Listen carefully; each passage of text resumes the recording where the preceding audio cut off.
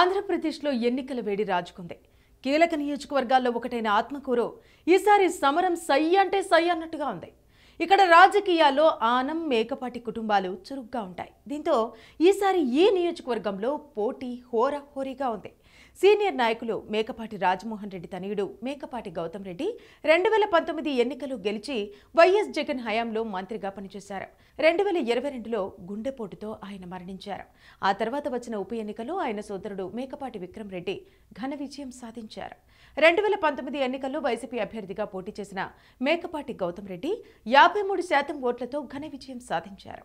TDP నుంచి పోటీ చేసిన బొల్లినేని కృష్ణయ్యకు 40% ఓట్లు మాత్రమే వచ్చాయి. ఇతరులకు 7% ఓట్లు దక్కాయి. గత ఎన్నికల్లో విపక్ష సభ్యుడిగా ఉండిపోవటం వల్ల ఆత్మకూరు అభివృద్ధి చేయలేకపోయారని 2019 ఎన్నికల్లో గౌతమ్ రెడ్డి ప్రచారం చేయడంతో ఆ సింపతి కలిసి వచ్చి ఆ ఎన్నికల్లో ఆయన విజయం సాధించారు.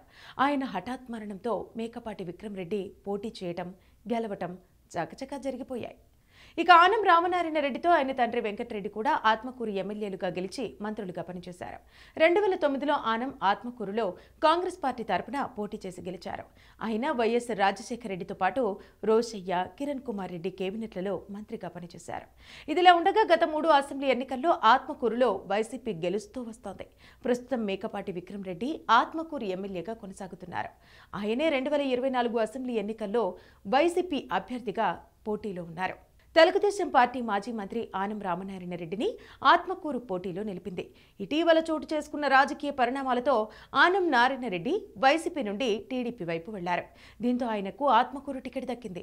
దీంతో ఆత్మకూరులో పోటీ రసవత్తరంగా మారింది. వైసీపీ చేసిన మోసాలను ప్రజలకు తెలియజేసి ఈసారి ఎలాగైనా టీడీపీ గెలిచే విధంగా ఆనం నారాయణ రెడ్డి ప్రచారం చేస్తున్నారు. ఇక ఈసారి కూడా ఘన విజయం సాధించి నియోజకవర్గంలో పట్టు నిలుపుకోవాలని మేకపాటి విక్రమ్ రెడ్డి చూస్తున్నారు. మరి ఆత్మకూరులో ఏ పార్టీ జెండా ఎగురుతుందో వేచి చూడాల్సిందే. అధికారం కట్టబెట్టేది శాసించడానికి కాదు, పాలించడానికి.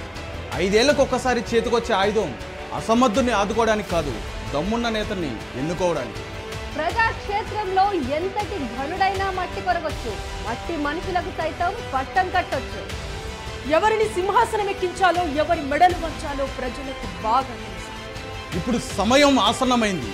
ఈసారి ఎన్నికల్లో ఏ పార్టీ సామర్థ్యం ఎంత, ఏ నియోజకవర్గంలో ఎవరి బలగం ఎంత, ప్రతి నియోజకవర్గంలో ఒక్కో నేత సత్తా ఎంత, గతంలో చేస్తానని చెప్పిందెంత, చేసిందెంత, చెయ్యబోయేదెంత, సూటిగా సుత్తి లేకుండా చెప్పడానికి మేము రెడీ. మీరు రెడీనా?